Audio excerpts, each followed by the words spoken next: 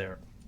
Okay, so let's finish up with metabolism. So we talked about carbs, how you again break down glucose and other carbs via glycolysis, and then you feed into the Krebs cycle, and then you have the electron transport chain with oxidative phosphorylation. And then we also talked about lipolysis and beta oxidation for lipids. And okay, so a little review. When you take a polypeptide and break it down into amino acids, would this be a catabolic process or an anabolic process? Yeah, it would be catabolic. Why? Because you're taking something and you're breaking it down into its smaller parts, right? So this would be catabolic. You are correct. And then this would be the opposite, right? So instead of being catabolic, what's the opposite of catabolic? It would be anabolic. So we know how to make peptides because again, from DNA to RNA to protein, we know how to do transcription and translation. But how do you do the catabolism of all the proteins you eat and make it back down into amino acids? And how do you use the amino acids? Why is there 4 kilocalories kcals per gram of protein? Well, again, you have to take the proteins and then do physical and chemical digestion, and then your body's trying to break it down into peptides, and then from peptides you get amino acids. And so how do you get the energy from these amino acids? So that's what I'm going to try to cover real soon. Okay, so then again, to review, we have our pyruvate to acetyl-CoA, and then we have our citric acid cycle.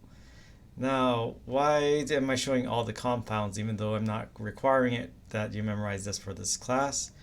Well, the thing is that this plays a role in amino acid metabolism. So the interesting thing is that through a series of metabolism and chemical reactions, enzymes can convert different amino acids into the different chemicals of the citric acid cycle or the lead up into the citric acid cycle. So here we have 5 amino acids that can be converted into pyruvate. And then we have via acetyl-CoA, or there's actually acetoacetyl-CoA, but these 6 amino acids, they can eventually be converted to acetyl-CoA. So all of these can be fed into the citric acid cycle. And then again, from our citric acid cycle, we have NADH and FADH2s, a tiny bit of GTP as well.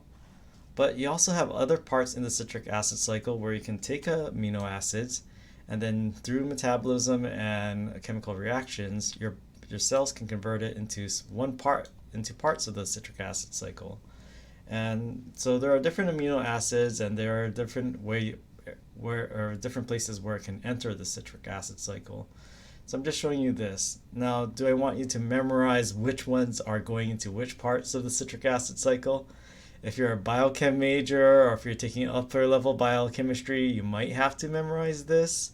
But for this class, not really. The big picture here, amino acids, they can be converted into components that feed into the citric acid cycle. That's what you should definitely get from this picture. And then, asparagine, don't forget about that. Now, the thing is that this is the big picture again. All amino acids can be catabolized in the citric acid cycle and then converted into energy. So this is how you get energy from proteins and amino acids.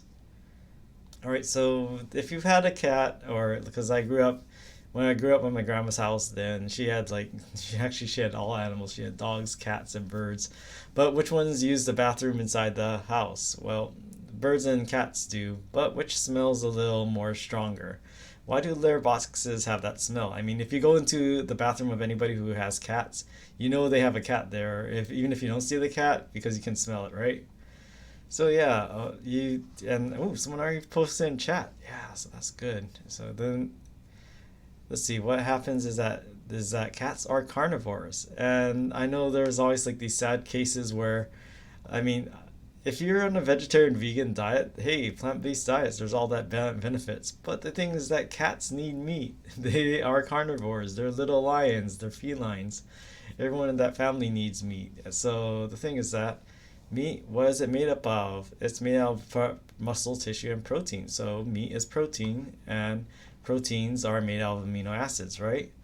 So then the amino acids need to be converted into so now we're going to talk a little more about how you convert amino acids into chemicals that can be used in the citric acid cycle.